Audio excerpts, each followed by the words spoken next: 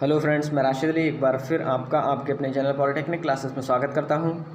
तो फ्रेंड्स, जैसा आपको पता है कि हम एडीडी सेकेंड जो इलेक्ट्रिकल डिज़ाइन ड्राइंग एस्टिमेशन है उसकी सीरीज स्टार्ट कर चुके हैं। तो अगर मैं फ्रेंड्स आपको कहूं कि आज की हमारी जो क्लास है इस सीरीज़ की वो क्लास नंबर 7 होने वाली है। इससे पहले हम 6 क्लास कवर कर चुके हैं। अगर आपने वो क्लास नहीं देखी है तो उनको हमारी प्लेलिस्ट में जाकर, इलेक्ट्रिकल इंजीनियरिंग की प्ले लिस्ट में जाकर आप उनको वॉच कर सकते हैं।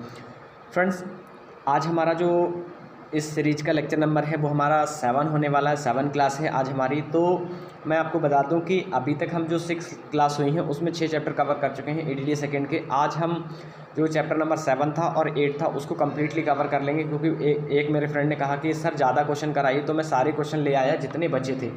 तो जितने भी बन सकते हैं आपके चैप्टर नंबर 6, चैप्टर नंबर 7 और चैप्टर नंबर 8 से, तो उसको हम कम्प्लीटली आज डिस्कस करेंगे।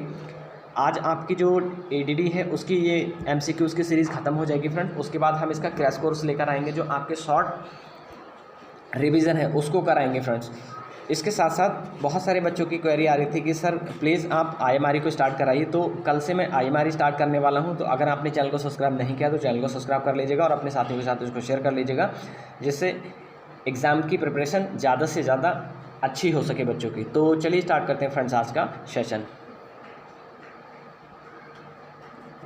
रिटिन लैंग्वेज है, हैंड रिटिन जो नोट्स हैं उन पर ध्यान नहीं दीजिएगा, क्योंकि आपके कम समय में मैं ज़्यादा आउटपुट देने की कोशिश कर रहा हूँ। इस कारण मैं टाइप नहीं कर पा रहा हूँ फ्रेंड्स, क्योंकि टाइप करने का भी समय इसलिए नहीं है क्योंकि आपको पता है आपके एग्ज़ाम बहुत नज़दीक हैं।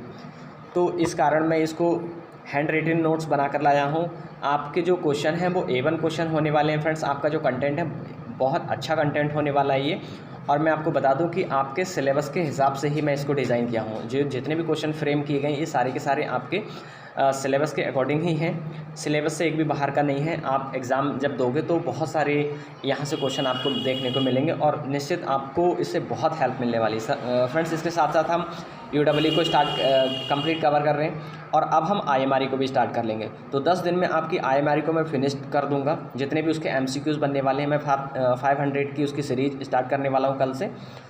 तो एग्ज़ाम से पहले मैं आपके तीनों subject IMRE, UEE, EDD second तीनों के MCQs कराकर फिर उसका क्रैश कोर्स रिवीजन के माध्यम से कराऊँगा। तो आप लास्ट तक बने रहिएगा और अपनी प्रिपरेशन अच्छी करिएगा। तो चलिए स्टार्ट करते हैं पहला क्वेश्चन। फ्रेंड्स, क्वेश्चन स्टार्ट करने से पहले आपको एक चीज़ बता दूं कि अगर आप इसका PDF प्राप्त करना चाहते हैं तो हमारे टेलीग्राम ग्रुप को ज्वाइन कर लीजिएगा। टेलीग्राम ग्रुप का लिंक इस वीडियो की डिस्क्रिप्शन में आपको प्रोवाइड करा दिया। तो चलिए क्वेश्चन नंबर 1 देखते हैं।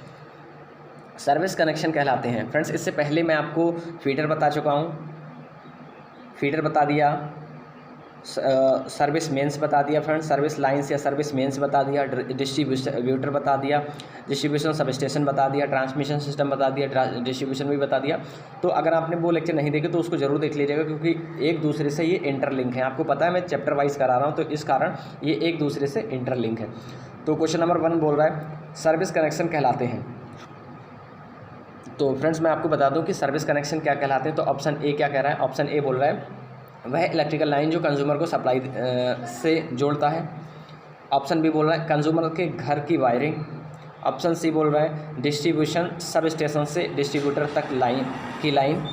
इनमें से कोई नहीं। तो मैं आपको बता दूं फ्रेंड्स, जो कंज्यूमर के घर की वायरिंग होती है उसको हम सर्विस कनेक्शन नहीं बोलते हैं, ना ही हम डिस्ट्रीब्यूशन सब स्टेशन से डिस्ट्रीब्यूटर के बीच की जो लेंथ होती है उसको भी हम सर्विस कनेक्शन नहीं बोलते हैं। उसको क्या बोलते हैं फ्रेंड्स? सर्विस मेंस बोला जाता है। क्या बोला जाता है? इसको भी नोट डाउन करते हुए चलिएगा, सर्विस मेंस या सर्विस लाइंस।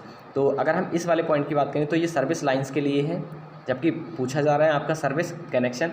तो सर्विस कनेक्शन वो होती है जो आपकी इलेक्ट्रिकल लाइन जो कंज्यूमर को सप्लाई प्रोवाइड कराती है, तो उसको हम बोलते हैं क्या? Service connection. आई थिंक आपको समझ आ गया होगा फ्रेंड्स। तो चलिए नेक्स्ट क्वेश्चन की ओर बढ़ते हैं। क्वेश्चन नंबर 2 बोल रहा है अंडरग्राउंड लाइन सर्विस कनेक्शन कितनी पावर प्रदान करती है? अंडरग्राउंड की बात कर रहा है। अंडरग्राउंड जो लाइन होती है वो सर्विस कनेक्शन कितनी तक की पावर को प्रोवाइड कराने का काम करती है? तो अगर हम बात करें अंडरग्राउंड की तो 20 किलोवाट से कम, ये भी गलत। 20 किलोवाट से अधिक, ये भी गलत। इनमें से कोई नहीं गलत। अगर मैं बात करूं तो सी वाला ऑप्शन सही है। सी इसलिए सही है क्योंकि जो आपकी अंडरग्राउंड लाइन सर्विस कनेक्शन है वो आपकी 11 किलोवाट की पावर को प्रदान करता है, या फिर 11 किलोवाट पावर के कनेक्शन को वो प्रोवाइड कराता है। ठीक है, तो option C is the right answer. Next question पर आ जाइए। क्वेश्चन नंबर 3 बोल रहा है फ्रेंड्स, अंडरग्राउंड लाइन को अंडरग्राउंड करते हैं। तो मैं आपको बता दूं, अंडरग्राउंड लाइन को अंडरग्राउंड करते हैं, इसका मतलब ये था कि अंडरग्राउंड लाइन को किसके द्वारा अंडरग्राउंड किया जाता है, मतलब कौन सी चीज़ हेल्पफुल है। तो ऑप्शन ए बोल रहा है जीआई द्वारा। जीआई की फुल फॉर्म लिख लीजिएगा क्योंकि कभी कभार इसकी फुल फॉर्म पूछने को आता है। तो इसकी फुल फॉर्म है galvanize iron. PVC, option B है आपका पीवीसी। पीवीसी का मतलब है पॉलीवाइनिल क्लोराइड, तो इसका भी लिखिएगा। ऑप्शन सी बोल रहा है किसी भी प्रकार, मीन्स ए और बी दोनों में से किसी भी प्रकार से कर सकते हो। ऑप्शन डी बोल रहा है इनमें से कोई नहीं, तो ये भी गलत हो गया, ये भी गलत हो गया। जबकि मैं कहूँ कि पीवीसी के द्वारा, तो फ्रेंड्स पीवीसी के द्वारा इसलिए नहीं कर सकते क्योंकि वहाँ पर जो उसका फॉल्ट आने के चांसेस है वो बहुत ज़्यादा बढ़ जाएंगे, तो इस कारण हम बी वाले को भी नहीं चूज़ करेंगे। ऑप्शन बी भी रॉन्ग हो गया, ऑप्शन ए वाला करेक्ट हो गया, गैल्वनाइज्ड आयरन के द्वारा। फ्रेंड्स जो गैल्वनाइज्ड आयरन कंड्यूट होता है उसके अंदर हम वायर को लेकर जाते हैं, मीन्स जो पाइप होता है गैल्वनाइज्ड आयरन का, एक पाइप होता है फ्रेंड्स इस टाइप का, इसके अंदर से हम क्या करते हैं अपनी लाइन को लेकर जाते हैं, जिससे अच्छे से सेफ्टी उसकी प्रोवाइड करा सकें हम, या फिर यहाँ पर इसको सपोर्ट मिल जाए, है ना। इस कारण हम क्या करते हैं कंड्यूट वायरिंग के अंदर उसको अंडरग्राउंड केबल को रखते हैं। तो ऑप्शन ए वाला आपका करेक्ट हो जाएगा, जीआई पाइप द्वारा। ठीक है, गैल्वनाइज्ड आयरन की पाइप द्वारा। क्वेश्चन 4 बोल रहा है डिस्ट्रीब्यूशन पोल से कंज्यूमर भवन की दूरी होनी चाहिए। तो फ्रेंड्स इसका मतलब क्या है, इसका मतलब है डिस्ट्रीब्यूशन पोल, मैं आपको बता दूं, और कंज्यूमर के, ये क्या मतलब है कंज्यूमर के भवन। तो डिस्ट्रीब्यूशन पोल का मतलब है जो जहाँ से हम कनेक्शन लेते हैं। आपने घरों पर देखा होगा तो जो आपके रोड पर या गलियों में जो पोल लगे हुए होते हैं वो आपके डिस्ट्रीब्यूशन पोल कहलाते हैं। क्या कहलाते हैं, डिस्ट्रीब्यूशन पोल कहलाते हैं। और उसी पोल से, मीन्स ये पोल है, ये आपका पोल हो गया friends.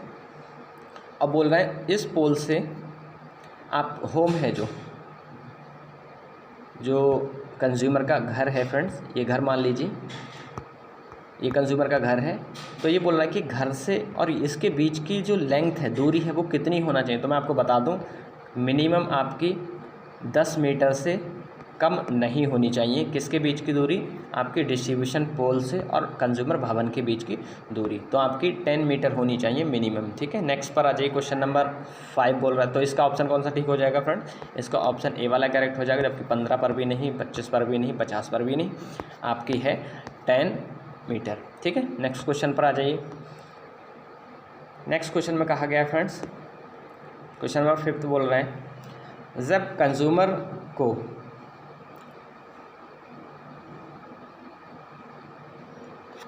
Service connection underground cable द्वारा दिया जाता है तो इस प्रकार के कनेक्शन को कहा जाता है। जो कंज्यूमर है फ्रेंड्स, कंज्यूमर को सर्विस कनेक्शन की बात कही गई अंडरग्राउंड, मतलब अर्थ के नीचे। ये अर्थ है, मान लीजिए ये अर्थ है, अर्थ सरफेस है। आप क्या करो, यहाँ से आप वायरिंग दे रहे हो उसको, मीन्स वायरिंग नहीं, यहाँ से आप कनेक्शन उसको प्रोवाइड करा रहे हो। ऐसे उसके ये होम है, यहाँ पर आया। तो ये बोलना चाह रहा है कि अंडरग्राउंड केबल के द्वारा जो कनेक्शन दिया जाता है तो उसको क्या बोलते हैं, तो अंडरग्राउंड बोलते हैं उसको, अंडरग्राउंड कनेक्शन। तो यहाँ पर ऑप्शन वाला देखिए कौन सा है, अंडरग्राउंड कनेक्शन। ओवरग्राउंड, अगर ओवरहेड की बात करें तो ऊपर से।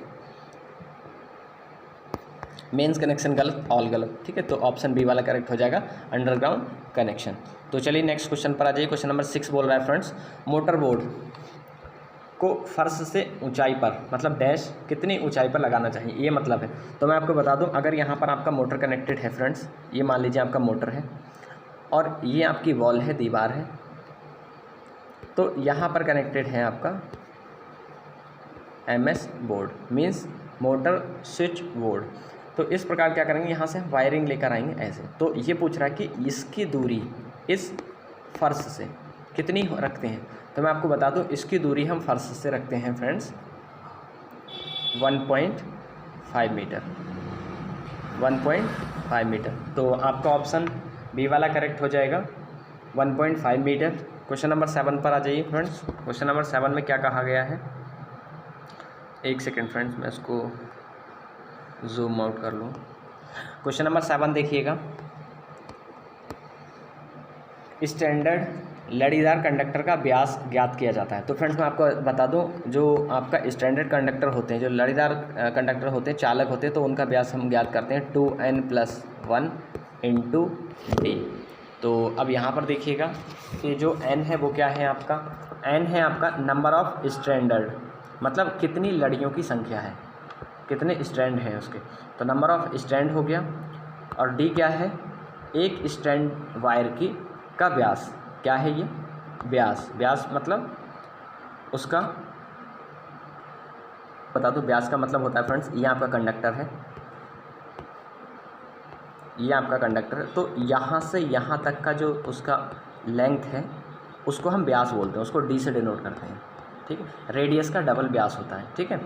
तो ये बोल रहा है कि किस फॉर्मूले के थ्रू उसको कैलकुलेट करते हैं, तो मैं आपको बता दूं D = 2n+1 इंटू डी। तो ऑप्शन बी वाला करेक्ट हो जाएगा फ्रेंड्स, हम इस वाले फॉर्मूले के थ्रू उसको कैलकुलेट करते हैं। नेक्स्ट देखिएगा, नेक्स्ट बोल रहा है क्लैंप का कार्य है या क्या कार्य है। तो मैं आपको बता दूं क्लैंप जो होता है फ्रेंड्स उसका काम क्या होता है। तो क्लैंप का कार्य होता है आपका जो पोल है, पोल और जो इंसुलेटर है उसको क्या करना, माउंट करना या कसना। तो ऑप्शन के थ्रू देखिए, ऑप्शन ए है पोल को सपोर्ट देना, पोल को सपोर्ट नहीं देता है फ्रेंड्स।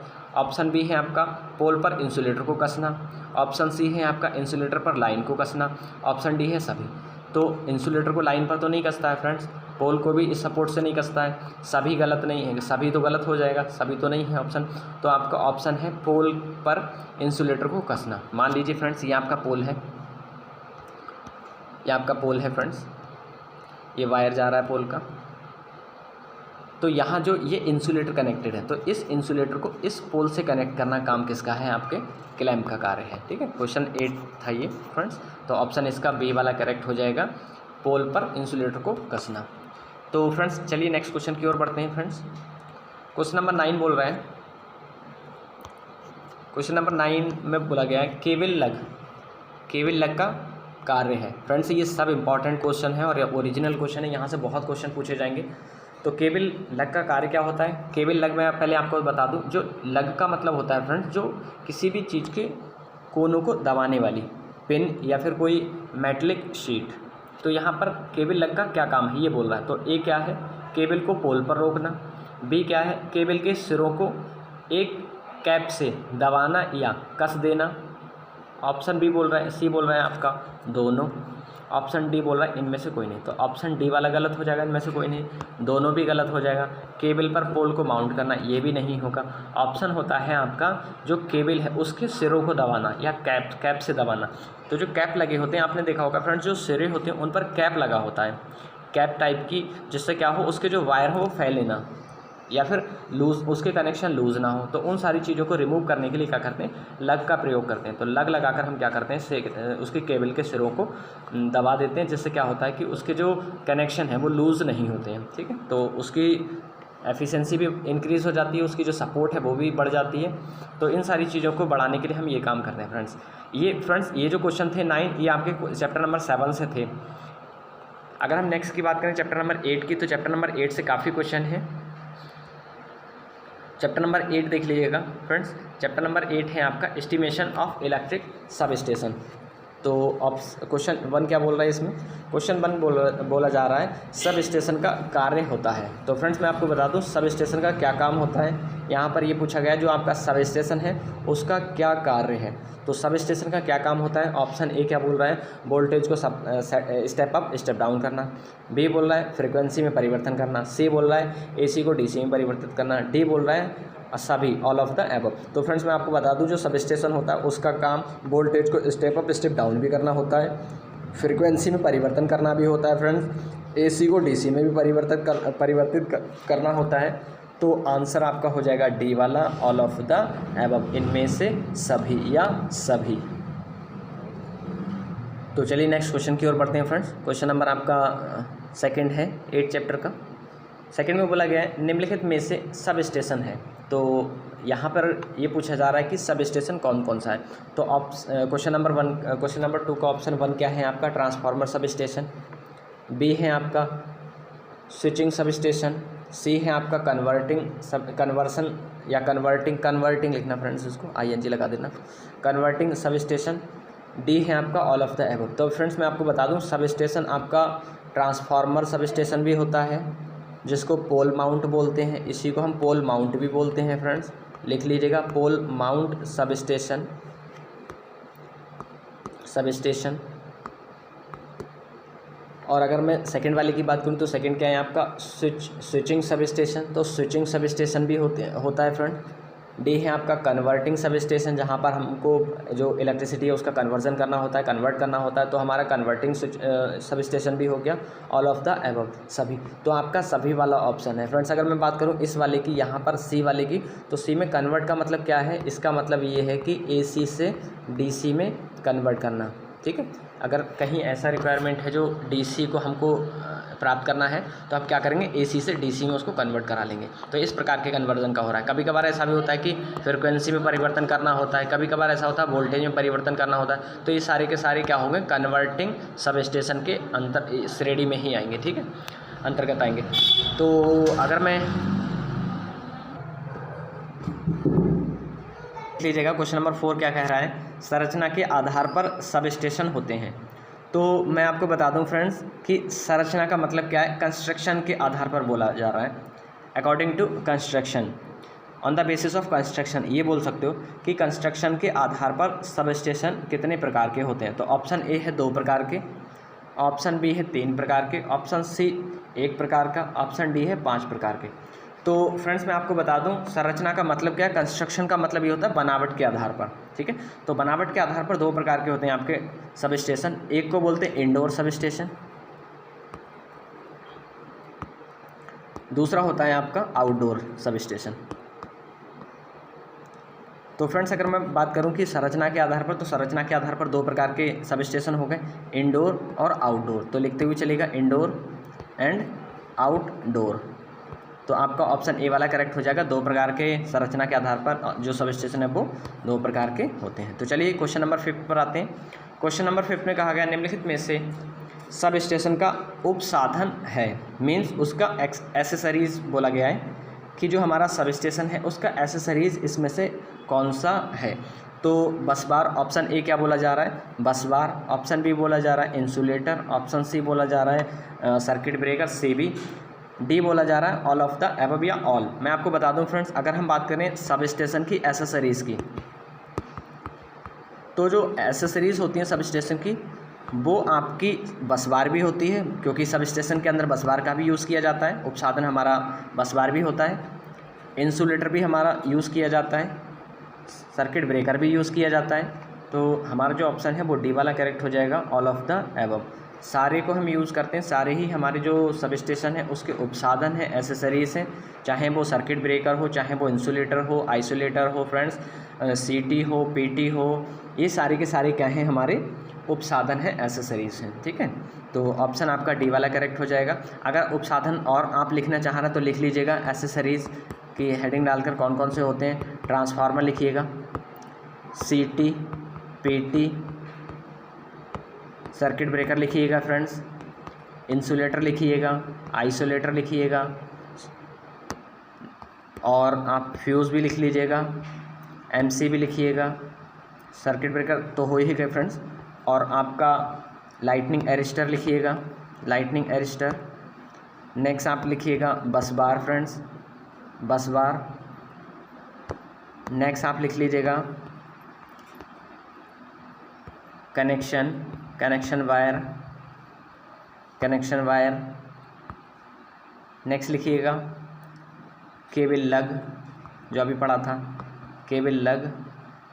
तो ये सारे के सारे आपके क्या हैं, ये सारे के सारे आपके उपसाधन हैं, एसेसरीज़ हैं, ठीक है। तो जो भी ऑप्शन आएगा, हो सकता है कोई दूसरा डिफरेंट चेंज होकर आ जाए, पर बस ये इतना याद रखना कि कौन कौन से होते हैं। ये जितने मैंने बताए फ्रेंड्स, अगर आप अपने अच्छे मार्क्स गेन करना चाहते हैं तो इनको लिख लीजिएगा, क्योंकि ये ज़रूर पूछे जाएंगे कहीं ना कहीं, है ना। तो क्वेश्चन नंबर 6 पर आ जाइए। क्वेश्चन नंबर 6 में कहा गया संकेत। संकेत क्या है, ये संकेत है, मतलब सिंबल प्रदर्शित करता है। तो ये किसका सिंबल है, ये पूछने का तात्पर्य है। तो ये सिंबल होता है, इसको किससे डिनोट करते हैं फ्रेंड्स, इसको हम करते हैं CT से डिनोट, मतलब CT है, CT का जो रिप्रेजेंटेशन है वो ये है। अगर मैं PT की बात करूँ, पोटेंशियल ट्रांसफार्मर की बात करूँ, तो पोटेंशियल ट्रांसफार्मर का सिंबल ये होता है फ्रेंड्स, इसको भी नोट डाउन करते हुए चलिएगा। और अगर मैं CT की बात करूँ तो CT का सिंबल होता है ये, ठीक है, ये CT का सिंबल है। और अगर मैं लाइटनिंग अरेस्टर की बात करूँ तो लाइटनिंग अरेस्टर का जो सिंबल होता है वो होता है कुछ इस तरह से फ्रेंड्स, ऐसे ऐसे, ये है आपका लाइटनिंग अरेस्टर का सिंबल। ठीक है, तो इन सबको लिखते हुए चलेगा और बना भी लीजिएगा। और नन ऑफ द एबव तो वैसे ही गलत होगा, तो ऑप्शन आपका बी वाला करेक्ट है, CT करंट ट्रांसफार्मर। PT का मतलब पोटेंशियल ट्रांसफार्मर, लिखते हुए चलेगा आप इन सारी चीज़ों को। जितने भी यहाँ से कॉन्सेप्ट बन रहे हैं सारे के सारे मैं डिस्कस कर ले रहा हूँ फ्रेंड्स। क्वेश्चन नंबर 7 बोल रहा है संकेत, ये सिंबल जो दे रखा है इसके बाद कही गई प्रदर्शित करता। तो अभी मैंने आपको बता दिया इससे पहले वाले में कि आपका ये किसको डिनोट कर रहा है, ये आपका लाइटनिंग अरेस्टर है। ठीक है, फ्यूज़ को, अगर मैं फ्यूज़ की बात करूँ तो फ्यूज़ का सिंबल क्या होता है फ्रेंड्स, फ्यूज़ का सिंबल कुछ इस तरह से होता है, ऐसे। ठीक है, ये हमारा फ्यूज़ का सिंबल होता है। लाइटनिंग अरेस्टर का आपको सामने है। ये इंसुलेटर ऑप्शन गलत है। ट्रांसफार्मर हो गया, ट्रांसफार्मर की अगर मैं सिंबल की बात करूँ तो ट्रांसफार्मर का सिंबल होता है ये वाला फ्रेंड्स, एक सेकेंड, ये वाला आपका। ठीक है, ये आपका ट्रांसफार्मर का सिंबल हो गया। चाहे पोटेंशियल ट्रांसफार्मर हो, चाहे आपका सिंपल ट्रांसफार्मर हो, आप इसी को बोलोगे। वैसे भी ये पोटेंशियल ट्रांसफार्मर भी ही होगा फ्रेंड्स ये। ठीक है, नेक्स्ट क्वेश्चन पर आ जाइए। क्वेश्चन नंबर 8 बोल रहे हैं आपका संकेत। तो अभी मैंने आपको बता दिया ये जो सिंबल है ये किसको रिप्रेजेंट कर रहा है आपके फ्रेंड्स, ये आपका रिप्रेजेंट कर रहा है फ्यूज़ को। ये क्या है, ये है आपका फ्यूज़। ठीक है, तो देख लीजिएगा फ्यूज़, ऑप्शन ए वाला करेक्ट हो गया। बस बार गलत हो गया, सर्किट ब्रेकर गलत हो गया, इंसुलेटर गलत हो गया, तो option A is the right answer. Question number 9 पर आ जाइए। क्वेश्चन नंबर 9 में कहा गया है फ्रेंड्स, इंडोर सब स्टेशन की वोल्टेज रेंज है। तो मैं आपको बता दूं जो इंडोर सब स्टेशन है तो उसकी वोल्टेज कितनी होती है। तो इंडोर में हमारा जो सप्लाई है वो आता है 11 kV और जो आउट गोइंग होता है वो होता है 400, मतलब 400 वोल्ट। तो अब इसको देखिएगा 11 kV ऑब्लिक 400 वोल्ट। तो देखिएगा यहाँ पर ऑप्शन ए वाला नहीं है, बी वाला भी नहीं है, ऑप्शन सी वाला यहाँ पर वोल्ट लिखिएगा फ्रेंड्स, 11 kV ऑब्लिक 400 वोल्ट। ठीक है, तो option C is the right answer. कि आपको पता है जो इंडोर सब स्टेशन होते हैं वो उनकी जो वोल्टेज रेंज है वो है आपकी 11/400 वोल्ट। तो option C is the right answer. Next question पर आ जाइए। क्वेश्चन नंबर 10 में बोला गया है एच संरचना के डबल पोल सब स्टेशन का वोल्टेज होता है। तो कितने वोल्टेज रेंज तक हम जो एच टाइप के एच संरचना वाले हमारे डबल पोल सब स्टेशन से उसको इंस्टॉल करते हैं, इस्टेब्लिश करते हैं उनका। ठीक है, तो ये पूछा जा रहा है कि एच वाले कितने तक करते हैं। तो मैं आपको बता दूं जो एच वाले होते हैं, एच पोल डबल पोल वाले, तो वो आपका ए वाला ऑप्शन होगा आपका ए, मीन्स 11 kV से 33 kV तक हम क्या करते हैं डबल पोल वाले जो सब स्टेशन है उसका यूज़ करते हैं। तो option A is the right answer. ठीक है, ऑप्शन ए वाला आपका करेक्ट हो जाएगा। 11 से 33 kV तक हम क्या करते हैं डबल पोल एच संरचना वाले पोल सब स्टेशन का यूज़ करते हैं। OCV स्टैंड फॉर, या OCV का अर्थ है, नेक्स्ट क्वेश्चन है आपका OCV स्टैंड फॉर, OCV का अर्थ है। तो मैं आपको बता दूँ OCV क्या होती है। अगर मैं ऑप्शन के थ्रू जाऊँ तो ओपन सर्किट ब्रेकर हो गया, ऑयल ब्रेक सर्किट ब्रेकर हो गया, ओपन एंड क्लोज बेस हो गया, बस हो गया, बस है ये, नन ऑफ द एबव। ये तो वैसे ही गलत हो गया फ्रेंड्स। तो मैं आपको अगर बता दूं फ्रेंड्स कि आपका ऑप्शन कौन सा है, तो ऑप्शन आपका होता है OCB का मतलब होता है ऑयल ब्रेक सर्किट ब्रेकर। तो option B is the right answer. आपका ऑयल ब्रेक सर्किट ब्रेकर हो गया OCB।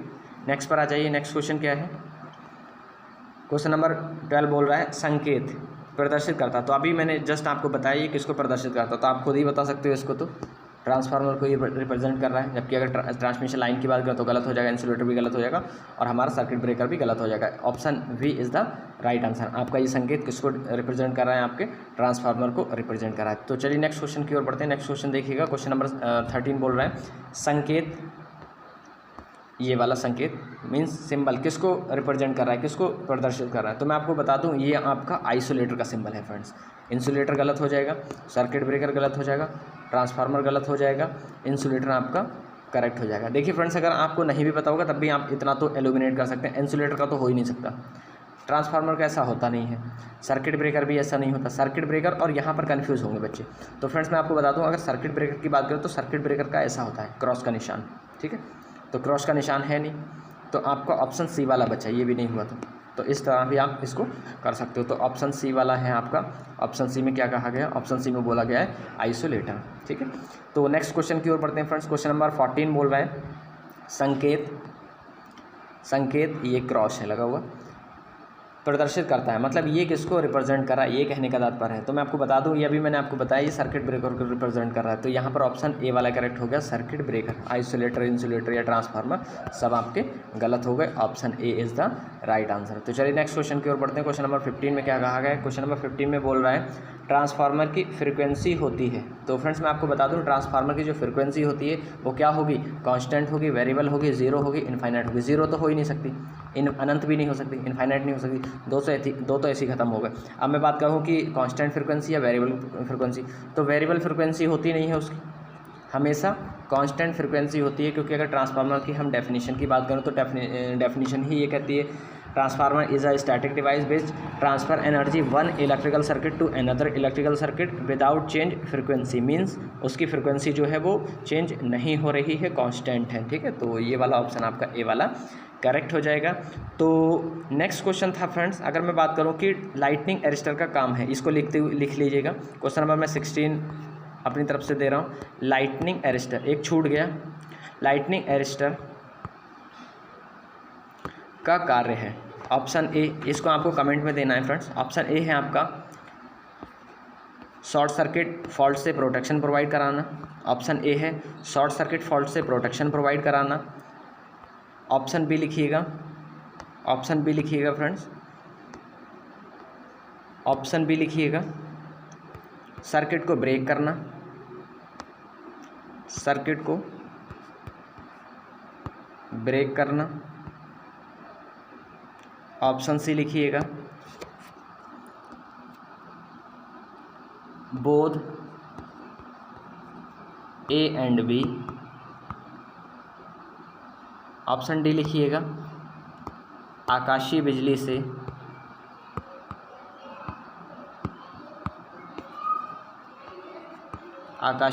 से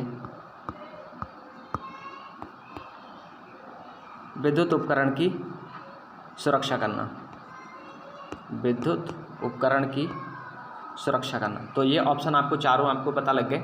आपको कमेंट बॉक्स में बताना है फ्रेंड्स कि कौन सा इसका सही है। तो फ्रेंड्स अगर आपने अभी तक चैनल को सब्सक्राइब नहीं किया तो चैनल को सब्सक्राइब कर लीजिएगा। ये आपका लास्ट लेक्चर था सीरीज का, ADD सेकंड की सीरीज का। कल से हम आपकी IMRE स्टार्ट करेंगे और 500 की हम सीरीज लेकर आ रहे हैं IMRE की।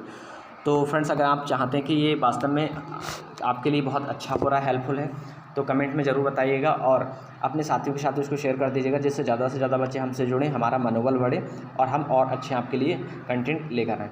तो फ्रेंड्स चलिए नेक्स्ट सेशन में मिलते हैं, तब तक के लिए bye bye, take care, thanks for watching.